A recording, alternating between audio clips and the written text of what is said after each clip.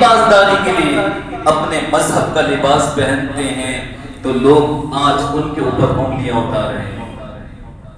دراصل یہ آزمائش کا ایک حصہ ہے، آزمائش کا ایک حصہ ہے جس حصے سے آج ہم گزر رہے ہیں۔ قرآن و حدیث میں حجاب کے بارے میں واضح تعلیمات دیے گئے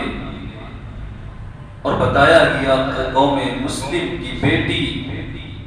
ہمارے لیے کتنی قیمتی اور انمول چیز ہے کہ اگر ہم کسی مہنگے چیز کو لے جا کر لاکروں میں رکھ کر چھپا کر رکھتے ہیں تو اس سے کئی زیادہ قیمتی، یقیناً کئی زیادہ قیمتی چیز ہماری گھر کی بہو بیٹیاں ہیں، ہماری مائیں اور بہنیں، کہ جب ہم ایک چھوٹی موٹی چیز لا کر بغیر پردے کے، بغیر پروٹیکشن کے، بغیر حفاظت کے اس کو نہیں رکھتے تو ماں تو وہ ہے جس کے قدموں میں ہماری جنت ہے، اس کو بغیر پردے کے کیسے رکھتے ہیں؟ بیوی تو وہ ہے جس کے آنے کے بعد ہمارا ایمان مکمل ہوا ہے، اس کو بغیر پردے کے کیسے رکھتے ہیں؟ بیٹی تو وہ ہے جس کے آنے پر نبی نے سلام پیش کیا ہے، جو ہمارے لیے رحمتیں بن کر آئی ہیں، ان کو ہم بغیر پردے کے کیسے رکھ دیں گے؟ قرآن و حدیث کی تعلیمات ہمارے لیے بہترین تعلیمات ہیں، ان کا چھوڑنا ہی ہمارے لیے نقصان کا سبب بن جاتا ہے، ان سے دور ہونا ہی ہمارے لیے خسارے کا سبب بن جاتا ہے۔ آج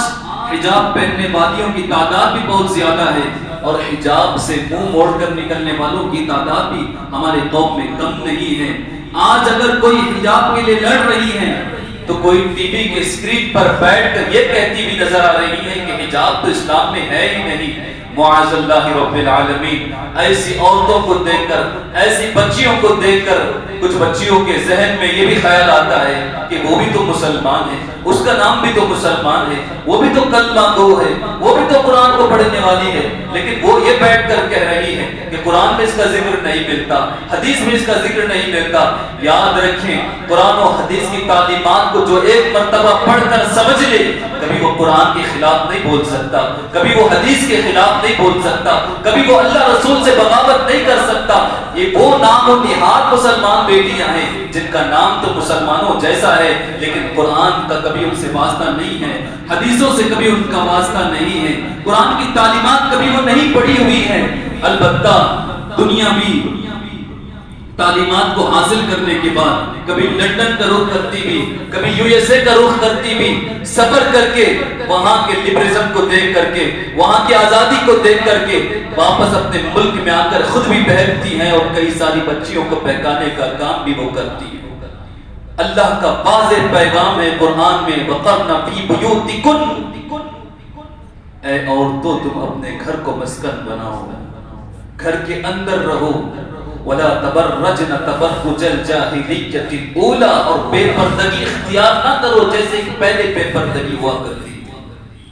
پہلے کی عورتیں بے پردہ ہوا کرتی تھی، پردے سے ان کا کوئی لحاظ و پاس نہیں تھا، نہ وہ سر پر اوڑھا کرتی تھی، نہ سینے پر کوئی چادر ڈالا کرتی تھی، بے حیائی کا اظہار کیا کرتی تھی۔ جیسے ہی اللہ کے بندوں نے اللہ کے دین کو قبول کر کے دامن مصطفیٰ سے وابستگی حاصل کر لی، قرآن میں واضح حکم دیا گیا کہ اب تم پہلی جیسی نہ رہنا۔ پہلے جہالت کے بنا پر لوگ رہا کرتے تھے، اب تمہارے پاس علم آ چکا ہے،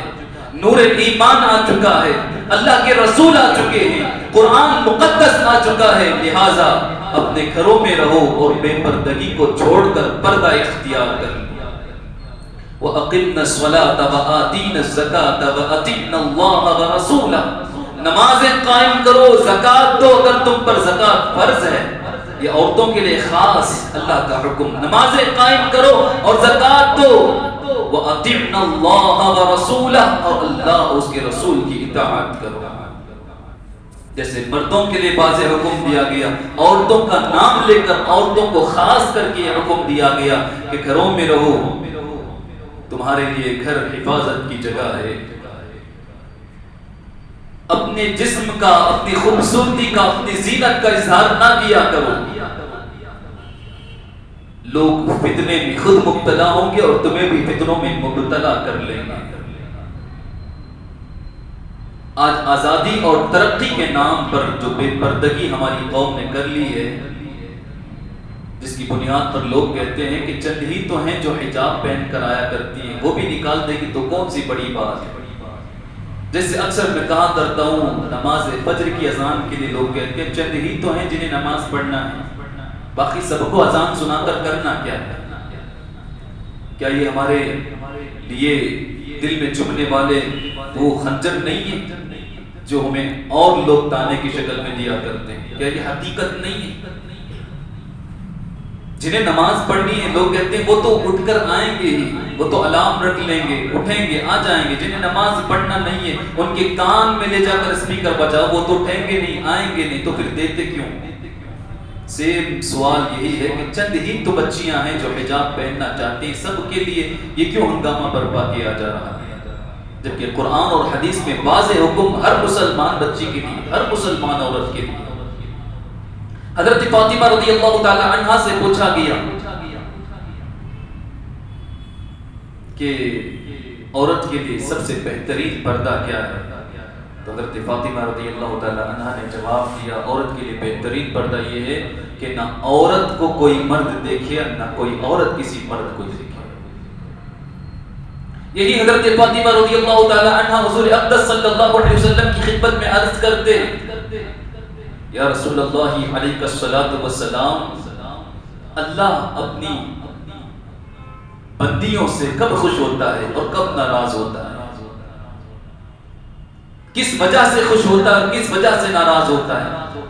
تو حضور اقدس صلی اللہ علیہ وسلم نے فرمایا جب عورت اپنے گھر میں رہتی ہے تو وہ اللہ کی رحمت سے قریب رہتی ہے، جو وہ اپنے گھر سے دور جاتی رہتی ہے وہ اللہ کی رحمت سے دور جاتی رہتی ہے، یعنی اللہ اس سے ناخوش ہوتا جاتا ہے۔ آج یہ بھی کہا جاتا ہے بھائی دل تو صاف ہونا چاہیے،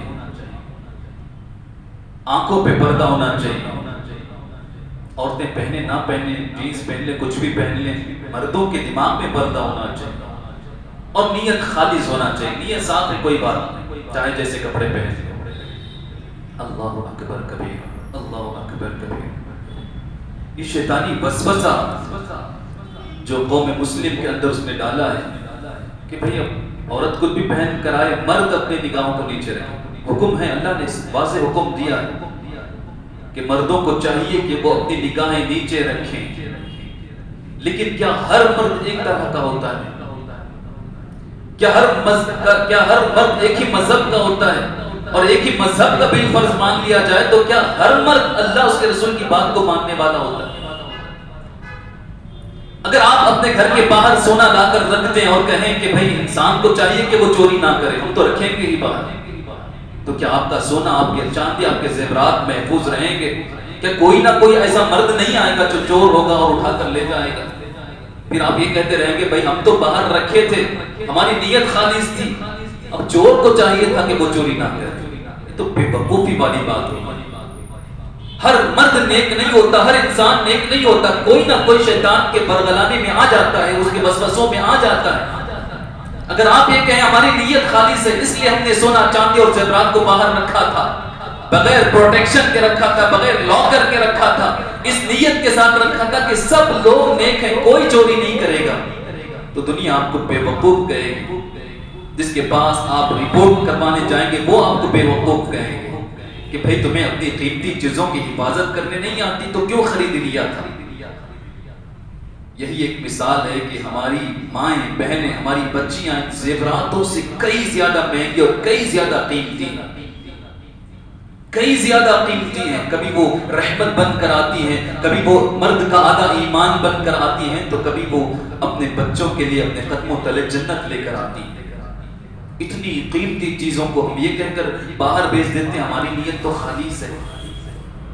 نہیں، کچھ تو ایسے ہوتے ہیں جو بری نظر ڈالتے ہیں، کچھ تو ایسے ہوتے ہیں جن کے دماغ میں وسوسے چلتے رہتے ہیں، کچھ لوگوں کی تو نگاہیں ایسی ہوتی ہیں جو شریر اور شرارت والی ہوتی ہیں، جو ان بچیوں پر پڑتی ہیں تو ان بچیوں کو بہکا بھی دیتی ہیں۔ کیا آپ نے نہیں دیکھا بہت ساری ہماری بنت مسلم بچی، مسلمان گھر میں پیدا ہونے والی بچی بہکاوے میں آ کر آج اسلام سے ہی ہاتھ دھو کر بیٹھ گئی؟ ہماری نظروں کے سامنے ہم نے دیکھا، اپنے آس پاس ہم نے دیکھا ہے جس بچی کے کان میں اذان دی گئی تھی کہ مبارک ہو تو اللہ کے نبی کی امت بن کر آئی ہے، مسلمان گھرانے میں پیدا ہو کر آئی ہے، جس بچی کے بچپنے میں اس کو کلمہ پڑھایا گیا، جس بچی کی پرورش قرآن کی تعلیمات کے ساتھ دی گئی تھی، وہ بچی جوان ہو گئی، بہکاوے میں آ گئی، گھر تو گھر، ماں باپ کو تو ماں باپ کو، دین کو بھی چھوڑ کر وہ نکل گئی، آج وہ کافرہ بن کر گھومتی بھی اور فخر کے ساتھ کافرہ بنتے گھومتی ہوئی نظر آتی ہے۔ تو قیمتی چیزوں کی حفاظت کرنا یہ ہماری ذمہ داری ہے، اور ہر قوم کی قیمتی چیز اس قوم کی بہو بیٹیاں ہوتی ہیں، ہر قوم کی عزت اس قوم کی بہو بیٹیاں ہوتی ہیں۔ اگر کسی قوم کی عزت کے ساتھ کھلواڑ ہو تو پھر وہ قوم کی عزت کہاں رہتی ہے؟ تو میں آپ سے گزارش کروں گا کہ اپنے بچوں کو، بچیوں کو، اپنی بیویوں کو، اپنے خواتین کو، اپنے گھر کی مستورات کو جا کر سمجھائیں کہ دیکھو ہم اس دنیا میں ہمیشہ رہنے کے لیے نہیں آئے ہیں، کچھ دنوں کا سفر ہے، اللہ اس کے رسول کے حکم کے مطابق گزار لو، آخرت اچھی رہے گی، اللہ کی رحمت کے ساتھ گزرے گی۔ ورنہ اگر دنیا میں اللہ اس کے رسول کے فرامین کی خلاف ورزی کریں گے، دنیا میں بھی حقارت ہی حقارت ہے، اللہ کے خلاف جا کر کبھی عزت نہیں مل سکتی، اللہ کے رسول کے خلاف جا کر کبھی عزت نہیں مل سکتی، قرآن و حدیث کے خلاف جا کر کبھی عزت نہیں مل سکتی۔ ہماری عزت ہی اللہ اس کے رسول کے فرامین پر عمل کرنے کی بنیاد پر ہے۔ لیکن بہکاوے میں آ کر کے، آزادی کا خواب دکھا کر کے ہماری بچیوں کو بہکا دیا جاتا ہے، اور ماں باپ بھی دیکھ کر خاموشی رہتے ہیں۔ بہت سارے ہمارے پیرنٹ جو ہوتے ہیں ان کی نظر میں بچیاں تو بچی، بچے بھی تو بچے ہوتے ہیں، یہاں تک کہ وہ بچے والے بھی ہو جائیں تو ماں باپ کی نظر میں بچے ہی رہتے ہیں، ماں باپ کب ان کو بڑے مانتے ہیں۔ ایک بوڑھی خاتون ایک ایسے انسان کو اپنے ہاتھ سے بچہ بیٹا کہہ کر کھلا رہی تھی جس کے خود کے پوتے اور پوتیاں تھیں،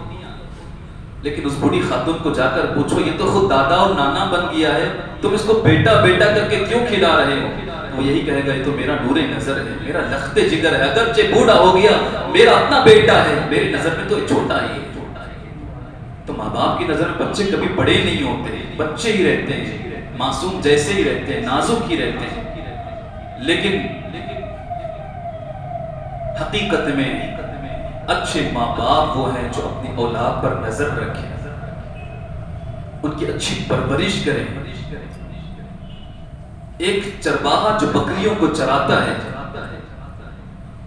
اچھا چرواہا اسی وقت کہلائے گا جب وہ اپنے سارے بکریوں پر، سارے جانوروں پر برابر نظر رکھ کر ان کی حفاظت کرے۔ ان کو اس چرواہے کو بکریوں سے دشمنی نہیں ہوتی، اگر وہ یہاں وہاں بھاگتی ہیں تو وہ فوراً بھاگ کر جا کر انہیں اپنے گروہ میں لیتا ہے۔ یہ دشمنی نہیں ہوتی ہے، حفاظت ہوتی ہے، یہ ذمہ داری ہوتی ہے کہ ایک بھی بکری ادھر ادھر نکل کر چلی گئی تو پورا خسارہ میرے سر پر آ جائے۔ جب چند ہزار روپیوں کی ایک بکری کے بچے کے ریوڑ کو چلانے والا چرواہا ان پر اتنی نظر رکھتا ہے، رات دن ان پر نظر رکھتا ہے کہیں نکل کر کہیں چلی نہ جائے، کوئی اٹھا کر لے نہ جائے، تو میرے بھائیو اللہ نے ہمیں اولاد کی نعمت یوں ہی نہیں دی۔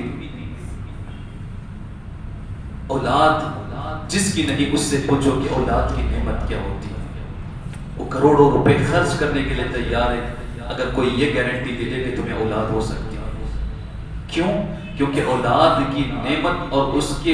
اوپر جو سرور و راحت ہوتی ہے وہ کسی اور چیز میں نظر نہیں آتی۔ آرٹیفیشل چیزیں آپ خرید لیں، گھر میں سجا کر رکھ لیں، لیکن بغیر اولاد کے گھر ہے تو گھر میں سکون نظر نہیں آتا، بلکہ کچھ دنوں کے لیے اولاد کہیں چلے جائیں، نانا نانی دادا دادی کے گھر چلے جائیں، گھر سونا سونا لگتا ہے، کیونکہ اللہ نے اولاد کے اندر وہ راحت رکھی ہے، وہ اطمینان و سکون رکھا ہے کہ ٹینشن کا مارا تھکا ہارا انسان گھر آ کر اپنی اولاد کو دیکھ لے تو سارا ٹینشن ختم ہو جاتا ہے۔ تو ایسی قیمتی چیز ہم صرف یہ کہہ کر چھوڑ دیں کہ بھائی چلو بچے ہی ہیں، کھیل کود لیں گے، بعد میں دیکھا جائے گا، تو یہ غیر ذمہ داری ہوگی اور قیامت میں کل اس کا حساب کتاب ہوگا۔ حضرت جنید بغدادی رحمۃ اللہ تعالی علیہ بہت بڑے مایہ ناز بزرگ گزرے ہیں، اور تاریخ اسلام میں آپ کا نام جگہ جگہ پر ملتا ہے۔ ان کے پاس کسی نے آ کر کہا کہ حضرت میں اپنی بیٹی کو پڑھانے کے لیے بھیجنا چاہتا ہوں، اپنی بیٹی پر میں اعتبار کرتا ہوں، مجھے میری بیٹی پر مکمل بھروسہ ہے، اور اسی بھروسے کی بنیاد پر میں دور اپنی بیٹی کو پڑھانے کے لیے بھیجنا چاہتا ہوں۔ حضرت جنید بغدادی رحمۃ اللہ تعالی علیہ نے فرمایا کہ تجھے اللہ کے نبی سے زیادہ اپنے گھر کی خواتین پر اعتبار ہے؟ کیا تو یہ کہنا چاہتا ہے کہ میں اللہ کے رسول سے زیادہ اپنے بچوں پر، اپنی خواتین پر اعتبار کرتا ہوں؟ اس نے کہا نہیں، استغفر اللہ، ایسی بات نہیں ہے، میں جو اپنی بیٹی کو سمجھتا ہوں اس بنیاد پر میں کہتا ہوں۔ حضرت جنید بغدادی نے حدیث کا مفہوم سمجھایا کہ سن، حضور اقدس صلی اللہ علیہ وسلم کے گھر میں آپ کی ازواج مطہرات مومنوں کی مائیں بیٹھی ہوئی تھی، اور کچھ خواتین تھیں جو حضور سے دین سیکھ رہی تھی۔ اتنے میں ایک اندھے صحابی نے، جن کی آنکھیں نہیں تھی، جو نابینا تھے، حضرت عبداللہ ابن مخدوم رضی اللہ تعالی عنہ، وہ اچانک گھر میں داخل ہوتے ہیں تو عورتیں جو ہی تم بیٹھی ہوئی تھی، حضور نے فرمایا اے عورتیں دیکھتی نہیں ہو، ایک مرد گھر میں داخل ہوا ہے، تم جو کی تم بیٹھی ہوئی ہو۔ تو غالباً حضرت ام سلمہ رضی اللہ تعالی عنہا عرض کرنے لگی یا رسول اللہ، یہ تو اندھے ہیں، نابینا ہیں، یہ تو ہمیں دیکھ نہیں سکتے، اس لیے ہم بیٹھے ہوئے، ورنہ اگر کوئی اور آتا تو ہم کب اٹھ کے چلے جاتے، لیکن یہ تو اندھے ہیں، ان کو دکھتا نہیں ہے۔ تو حضور نے فرمایا وہ تو اندھے ہیں، تم تو اندھی نہیں، تمہاری تو آنکھیں سلامت ہیں، تم کیسے ان کو دیکھ سکتی ہو؟ لہذا اگرچہ وہ اندھے ہیں، تم اپنے پردے میں چلے جاؤ۔ تو اس حدیث کو سنا کر حضرت جنید بغدادی رحمت اللہ تعالی علیہ نے پوچھا اے میری خواتین، حضرت جنید بغدادی رحمت اللہ تعالی علیہ نے ان صاحب سے پوچھا کیا تمہاری خواتین پر تمہیں اعتبار حضور کی خواتین سے زیادہ ہے؟ کہ حضور کی خواتین کے سامنے ایک اندھے صحابی آئے تو حضور نے ان کو پردے میں ہونے کا حکم دیا، اور تم کہتے ہو مجھے اپنی بیٹی پر بھروسہ ہے، میں اس کو دور پڑھنے کے لیے بھیج دوں گا۔ اسی وقت حضرت جنید بغدادی رحمت اللہ تعالی علیہ نے فرمایا اگر پڑھانے والے حضرت خواجہ حسن بصری ہوں اور پڑھنے والی خاتون حضرت رابعہ بصریہ ہوں، اور جس چیز کو پڑھا جا رہا ہو وہ اللہ کا کلام ہو، پھر بھی تنہ تنہا پڑھانے پڑھنے کی کوئی اجازت نہیں۔ اللہ اکبر، اللہ اکبر۔ وقت کے مایا ناز تابعی بزرگ حضرت خواجہ حسن بصری جو حضرت علی کی صحبت میں رہا کرتے تھے، وہ رابعہ بصریہ جن کی دعاؤں سے مری ہوئی اونٹنی تک اللہ نے زندہ فرما دیا، اور بیچ میں جو چیز پڑھائی جا رہی ہو وہ اللہ کا کلام ہو، تب بھی وہ کہتے ہیں اسلام اجازت نہیں دیتا کہ تنہا بغیر کسی اور انسان کی شمولیت کی یا پردے کی انہیں پڑھنے کی کوئی اجازت نہیں۔ پھر اگر ہم پڑھانے بھیج بھی رہے ہیں آج کے ماحول میں تو مکمل ہم یہ سوچیں کہ حجاب کے ساتھ بھیجیں، ایسی جگہ بھیجیں جہاں حجاب کے ساتھ پڑھنا رواں ہو، جہاں ہم اپنی بچیوں کی عفت و عصمت کی حفاظت کر سکتے ہوں، ورنہ یہی بچیاں کل قیامت میں آپ کے اور آپ کے جنت کے درمیان کھڑی ہو جائیں گی اور اللہ سے عرض کریں گی ہم تو نہیں بہکنے والے تھے، ہم تو بگڑنے والے نہیں تھے، ہمارے باپ نے دیکھ کر آنکھوں کو بند کر لیا تھا، ہم بگڑتے چلے گئے، ہمارے بھائی نے دیکھ کر آنکھوں کو بند کر لیا تھا، ہم بگڑتے چلے گئے، ہمارے شوہر نے دیکھ کر آنکھوں کو بند کر دیا تھا، ہم بگڑتے چلے گئے، ہمارے بیٹے نے ہمیں دیکھ کر آنکھوں کو بند کر لیا تھا، ہم بگڑتے چلے گئے۔ اے اللہ، اگر آج ہمارے ان حرکات کے بنا پر ہمیں سزا دی جا رہی ہے تو ہمارے ان باپ کو، بیٹے کو، بھائی کو، ان ہمارے مردوں کو بھی سزا دی جائے جن کی وجہ سے ہم بگڑتے چلے گئے۔ تو حفظ والامان، اللہ کے غضب سے ڈریں، بیٹیوں کی حفاظت کریں، ان کی عصمت کی حفاظت کریں، بچپن سے ہی جب وہ بولنا سیکھ رہی ہوں تو دین کی اہمیت سکھائیں۔ آج اس چیز کی بڑی کمی ہے جس کی بنا پر پہلے تو ہم سنتے تھے فلاں نے اسلام کو مان لیا، فلاں نے اسلام کے دائرے میں داخلہ لے لیا، لیکن آج یہ سننے ملتا ہے فلاں رجسٹرار کے آفس میں اتنی فوٹو لگے ہوئے، اتنے نوٹس لگے ہوئے، فلاں کے واٹس ایپ میں فلاں مل رہا، فلاں کے واٹس ایپ میں کیا ملتا ہے کہ بیٹیاں دین کو چھوڑ کر چلی جا رہی ہیں۔ ایک رپورٹ میں نے پڑھی ابھی واٹس ایپ میں، وہ جاری تھی، اللہ جانے کتنا اس کے اندر سچائی کا معاملہ ہے۔ اس میں کسی تحقیق کار نے تحقیق کر کے لکھا تھا کہ پچھلے 8-10 سالوں میں 8 لاکھ سے زیادہ اسلام کی شہزادیاں اسلام کو چھوڑ کر نکل چکی.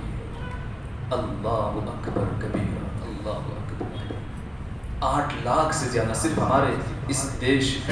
کیوں؟ اہمیت ہم نہیں سکھا رہے بچوں کو. دین کیا ہے یہ نہیں سکھا رہے بچوں کو. اللہ رسول کے تعلیمات کتنے اہم ہیں، اسی میں ہمارے لیے ترقی ہے، اسی میں ہمارے لیے عروج ہے، اسی میں ہمارے لیے حفاظت ہے. یہ چیز ہم نہیں سکھا رہے ہیں. ہم ہر چیز سکھانے کے لیے تیار ہیں. 10 ٹیوشنز لگانے کے لیے تیار ہیں. صبح میں 2، شام میں 2، دوپہر میں اسکول جائیں گے، پھر آئیں گے، پھر گھر میں بھی پڑھائیں گے، اسکول کے پیرنٹ میٹنگ میں جائیں گے، ہر جگہ جا کر خیال رکھیں گے، ہر چیز سکھائیں گے. سکھائیے، اسلام نے کبھی منع نہیں کیا، ہر چیز سکھائیے، لیکن سب سے پہلے انہیں یہ سکھائیے کہ وہ اہل ایمان میں سے ہیں، اللہ اور اس کے رسول کا کلمہ پڑھنے والوں میں سے ہیں. استغفر اللہ رب من کل ذنب واتوب الیہ. السلام علیکم.